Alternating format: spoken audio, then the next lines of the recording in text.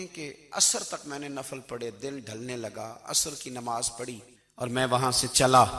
अब मैं जब निकलने लगा तो दिल में ख्याल आया कि छोटी छोटी दीवारें हैं घर की, बगैर कुछ लिए जाऊंगा तो बीवी दूर से देखेगी तो शोर करेगी कि फिर खाली हाथ आ गया है। कहते मैंने अपने उसी रुमाल में जिस पे मैंने नमाज पढ़ी थी ना, रुमाल में किया कि पंजाबी जी साफा, कहते हैं उसी में ना मैंने कुछ रेत भर ली कि वो दूर से देखेगी तो समझेगी कुछ लेके आया है, चलो जाके उसे बता दूंगा कि आज फिर मजदूरी नहीं मिली। कहते हैं वो रेत लेकर जब मैं घर में गया तो पहले बीवी दरवाजे पे खड़ी होती थी, पूछती थी खाली हाथ आ गए हो? आज मैंने देखा तो है ही कोई नहीं। फरमाते मैं अंदर दाखिल हुआ, सलाम लिए, कोने में मैंने वो रुमाल रख दिया और मैंने आवाज दी कि भली मानस कहाँ हो? तो वो कहने लगी आप मुंह हाथ धो ले, मैं रोटी लेके आई। मैंने कहा रोटी कहाँ से आ गई? यहाँ तो कई दिनों के फाके, तो कई दिनों की गुर्बत है, यहाँ तो इस घर में तो फकीरी है। फरमाते हैं कि वो रोटी लेके आई और उस वक्त की जो मौजूदा नेमतें थी, समझ ले सलाद अचार हर चीज साथ लाई। मैंने कहा कि बच्चे कहाँ गए? कहने लगी वो खाना खा के खेलने गए, आप खाना खा लें आ जाते। खाना उसने चुन दिया।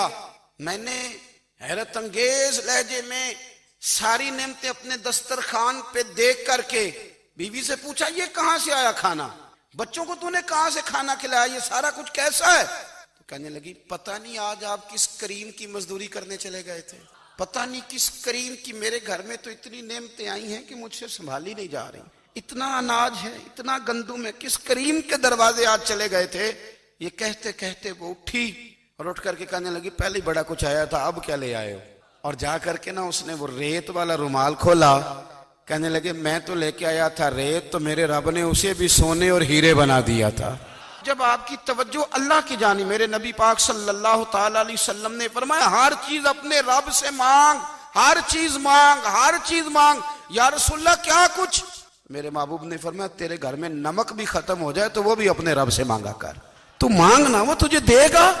तू उसकी बारगाह में कशकोले तलब दराज तो करना।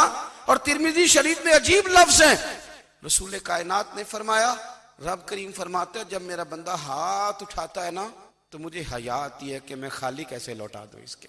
इतने बड़े बादशाह की बारगाह में ओ भाई, लोगों से इज्जतें तलाश करते हो तो वो क्या तुम्हें इज्जत देंगे? वो तो कल अच्छा कहते हैं, परसों बुरा कहने लग जाते हैं। लोगों के सामने गुड बुक में आना चाहोगे तो वो तो सवेरे तुम्हारे बारे में कुछ कहेंगे, शाम कुछ और कहेंगे। अपनी रूहानी जिंदगी आबाद करें, अपने मुसल्ले को वक्त दें और दुनिया से छुप कर, इस मोबाइल को बंद करके और अपने आप से भी छुप के और तन्हा होके छुपा के सारा कुछ अपने आंसू अपने रब की बारगाह में पेश करें, उसके हुजूर हाजिरी दें। सुनो ना तिरमिजी की हदीस और इसे याद रखना, नबी पाक अलैहिस्सलाम ने फरमाया अपने दुख लोगों के सामने ना बयान कर, सेठों नवाबों को ना बताते फिरना, दुनियादारों के सामने जाके ना रोना कि मैं तकलीफ में हूं। फरमाया अगर दुनियादारों को दुख बताओगे रब तुम्हें कभी गनी नहीं करेगा। और लोग हैं कि उल्टा मजाक उड़ाएंगे। आपकी जिससे बड़ी पक्की यारी है ना, पक्की, वो तब तक पक्की है जब तक आपने 50,000 मांगा नहीं।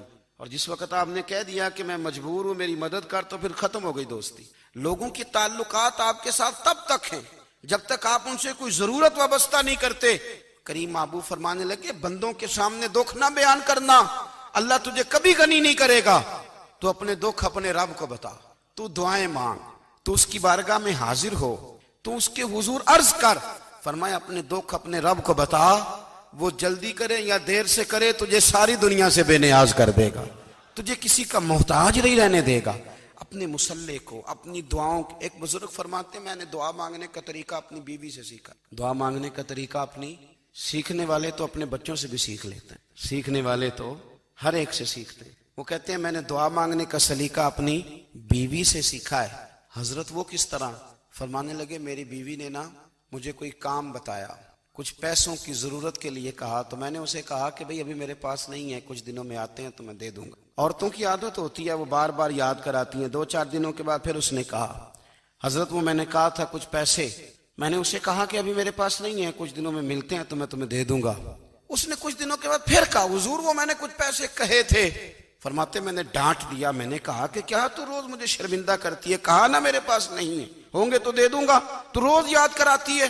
फरमाते उसने पहले तो मेरी डांट को सहा, फिर मेरे सख्त जुमलों ने उसकी आंखों में आंसू पैदा कर दी, फिर उसने अपने आंचल में अपने उस दुख को समेटा और फिर उसने एक जुमला कहा तो मैं रो पड़ा और मुझे अपने रब से मांगने का तरीका आ गया।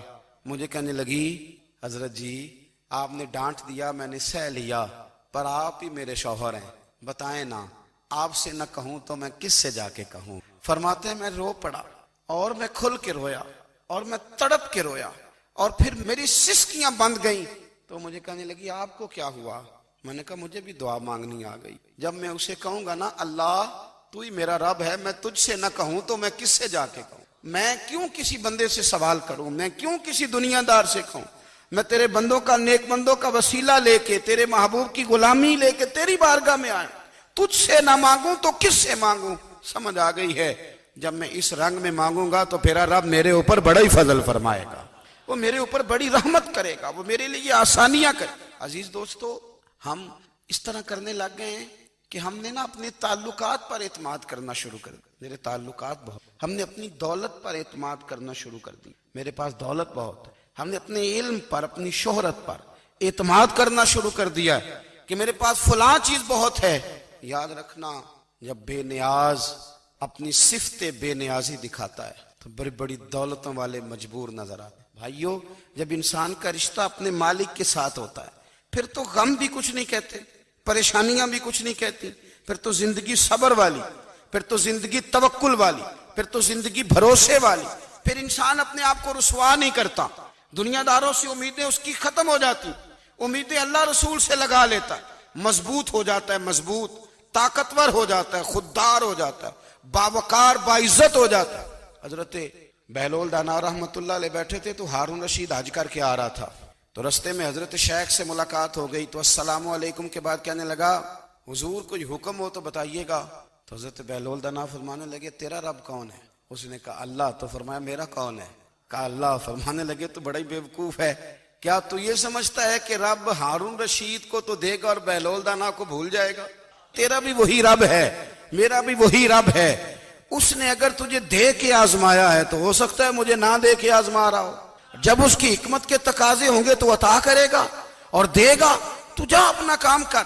भाई, अपनी रूहानी जिंदगी, अपनी इबादत, अपने वज़ाइफ, अपने रोजमर्रा के मामलात, अपनी दुआएं, अपना इस्तिगफार, देखो कोई मुश्किल काम तो नहीं। 2 रुकू हैं सूरह वाक़िया के, अगर रात को पढ़ ली जाए तो। मैं किस तरह ये बात बयान करूं कि तवीज़ बांटना आसान है और वजीफा बताना मुश्किल है। सारा दिन तवीज़ बांटें तो लोग लेने को तैयार, और अगर आप वजीफा बताएं तो कहते हैं तो मुश्किल काम है। ओ खुदा के बंदे, अगर आपका ताल्लुक कुरान पाक के साथ मजबूत हो, कुरान पाक के साथ अगर आपका रिश्ता हो, लोग सिफारिशें ढूंढते हैं ना दुनिया में, कोई ताल्लुक मिल जाए तो मेरा काम हो जाए।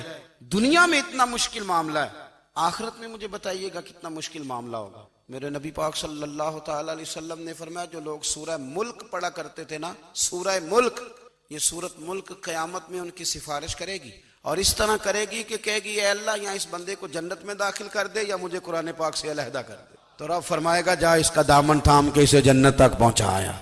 आप बात को समझिए, जब आपके ताल्लुकात अपने मामलात के साथ मजबूत होंगे, ये नबी करीम ने वादा किया है कि तू सूरत वाक़िया पढ़, तेरे घर में फाका नहीं आएगा। हजरत अब्दुल्ला इब्ने मसूद रदी अल्लाह तआला अन्हु बीमार थे तो हजरत उस्मान गनी रदी अल्लाह तआला अन्हु तीमारदारी के लिए तशरीफ ले गए और जा करके कहा कि आप बड़े बीमार हैं, आपकी बेटियां ज्यादा हैं, मैं चाहता हूं कि खजाने में से कुछ मदद करूं।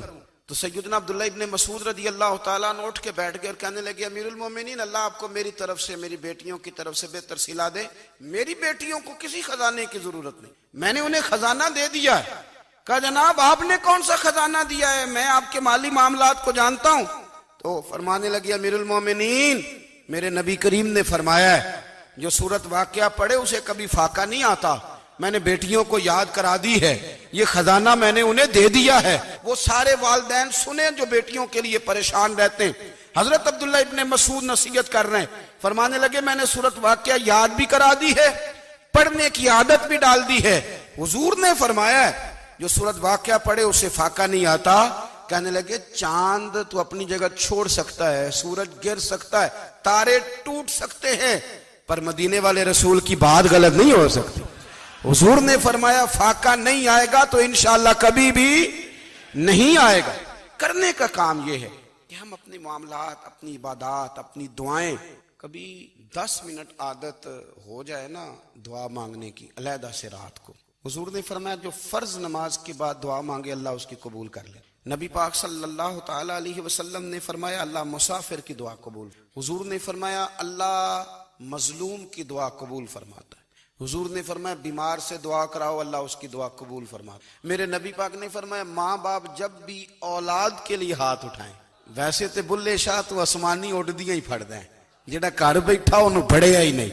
हुजूर फरमाने लगे माँ बाप जब भी औलाद के लिए दुआ फरमाएं अल्लाह उनकी दुआ को कबूल करता है। आप अपना ताल्लुक बनाएं दुआ के साथ, इबादत के साथ, मुसल्ले के साथ रिश्ता बनाएं, इस्तिगफार पढ़ें। सलाहुद्दीन अय्यूबी सलेबी जंगों में थे, रात को मस्जिद अक्सा में नमाज पढ़ी तो परेशान थे। एक बुजुर्ग से मुलाकात हुई तो वो कहने लगे कि आप बड़े परेशान हैं। कहने लगे हुजूर परेशान इसलिए हूं कि पहले ही मुसलमान कमजोर है, अब मैंने सुना है दुश्मन का एक बहरी बेड़ा वो जंगी सामान से भरा हुआ आ रहा है, तो अब उनके पास और तलवारें और नेज़े आ जाएंगे, मुसलमानों के पास पहले ही वसाइल की कमी है, परेशान हो किस तरह करके मुकाबला करेंगे। ये बात कहते ही सलाहुद्दीन अय्यूबी ने बुजुर्गों से कहा हुजूर आप भी दुआ कर, दुआ की बड़ी ताकत। मेरे नबी पाक ने फरमाया दुआ मोमिन का हथियार है, दुआ मोमिन का। हुजूर ने फरमाया तकदीर को स्वाए दुआ के कोई चीज नहीं बदल सकती। दुआ मोमिन का हथियार है, ये काफिर के पास कोई नहीं, ये हथियार है मोमिन का। अल्लाह करे आपको समझ आए। फिर सुने, कई बार कह चुका हूं, ये हथियार है। काफिर के मुकाबले में जो तेरे पास सबसे बड़ा हथियार है वो दुआ है। दुआएं करानी छोड़ दी, करनी छोड़ दी, लेनी छोड़ दी। हजरत सैयदना अनस बिन मालिक रदी अल्लाह ताला अन्हु फरमाया करते थे मैंने वो रंग देखा है जब हुजूर दुआ मांगते थे और हुजूर की मुकद्दस आंखों में आंसू भी साथ ही बहा करते थे, मैंने वो अंदाज देखा। तो सलाहुद्दीन अय्यूबी बुजुर्ग से कहने लगे आप भी दुआ कीजिए, और खुद रोने लगे और सर सजदे में रख के रोने, और इशा से लेकर फजर तक रोए, खूब रोए। सुबह वो बुजुर्ग आए तो सलाहुद्दीन अय्यूबी का खूबसूरत और हंसता हुआ चेहरा देखा। कहने लगे आप बड़े खुश हैं, रात तो मैंने बड़े रोते हुए देखा था। तो कहने लगे हुजूर वो जो बहरी बेड़ा आ रहा था ना वो पानी में डूब गया है, अब वो नहीं आ रहा, अभी खबर आई है तो मैं बड़ा खुश हूँ। बुजुर्ग कहने लगे उठ सीने से लग, और सोने के बाद वो बहरी बेड़ा पानी में नहीं डूबा, वो तेरे आंसुओं में डूब गया है। वो जो तो रात रोया है ना रब करीम की बारगाह में, तो वो डूब गया है। भाई अपना मुसल्ले का, इबादत का, वज़ाइफ का, अल्लाह अल्लाह का सिलसिला उसको मजबूत करें, अपनी दुआओं के ताल्लुक को मजबूत करें। दुआएं बड़े इनकलाब बर्पा कर देती हैं। हम थोड़े थोड़े ना जब से खुश्क हुए हैं ना, खुश्क, और मेरी तो जमात ही सूफिया की जमात थी, हम तो दाता अली अजमेरी की जमात से, हम तो ख्वाजा अजमेरी की जमात से, हम तो शेख अहमद फारूक सरहंदी की जमात से, हम तो सूफिया की जमात। हमारी जमात ने भी वो ताल्लुक जो हमारे बुजुर्गों ने बनाया था। बुजुर्ग अल्लाह के करीब कैसे जाता है? तो हमारे यहाँ ना बहुत सारे लोग कहते हैं जी नजर हो गई तो काम हो गया। भाई जो बुखारी मुस्लिम में तरीका है ना अल्लाह का कुर्ब पाने का, वो तो नफल है।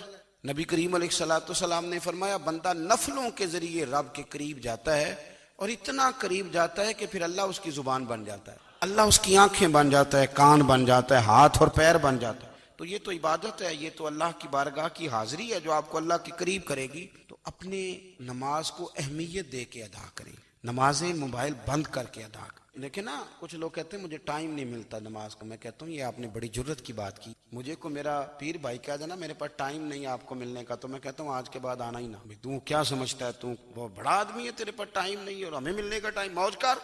तो आपने अल्लाह रसूल को कह दिया टाइम नहीं। और अजीब फलसफा है ना, कहा जाए नमाज पढ़ने आओ तो कहते हैं कपड़े ठीक नहीं, और कहा जाए कि आओ जरा दावत पे चले तो कहते हैं 1 मिनट ठहर मैं कपड़े बदल के आया। नमाज के लिए कहा तो कहते ठीक नहीं, दावत के लिए कहा तो कहता मैं जरा तैयारी कर लूं, यूं जाना मुनासिब नहीं। मामला ठीक नहीं। रब तो फरमाता है कि जब तुम मस्जिद में आए तो जीनत इख्तियार करके आ, खूब ज़ौक से दुआ मांगे, खूब शौक से नमाज पढ़े, खूब इस्तिगफार का मिजाज बनाए। आप लोगों के बीच रह के सुख हासिल करना चाहते हैं, लेकिन आपको पता है कई कई महीने गारे हिरा में रहना भी मदीने वाले महबूब का तरीका। हर साल एतिकाफ बैठना अलग से, ये भी हुजूर का तरीका है। मस्जिद नबी के अंदर दरवाजा खुलता था नबी करीम का, पर घर के अंदर नफल पढ़े नबी पर। और हुजूर फरमाते हैं कुछ नफल नमाज घर में भी पढ़ा करो, घर को कब्रिस्तान ना बनाओ। हमारा घर अल्लाह के जिक्र से आबाद होगा अगर हम नमाज पढ़ेंगे ना। मैं जब सुन्नत पढ़ने के लिए घर में खड़ा होता हूँ तो मेरा जो 2.5-3 साल का बेटा है ना, वो भी मेरे साथ नमाज पढ़नी शुरू कर दो। उसे पता कोई नहीं नमाज क्या होती, लेकिन वो भी ना सजदा ना भी करना है तो साथ लेट जरूर जाता है, पता चला बच्चे लेक्चर देने से नमाज नहीं पढ़ते, नमाज शुरू कर दें तो बच्चे भी शुरू कर देते हैं। हम जब परेशान होते हैं तो लेक्चर देते हैं, तो लेक्चर तो बाहर शायद चल जाए, घर में कैसे चलेगा? घर में तो अमल चलेगा।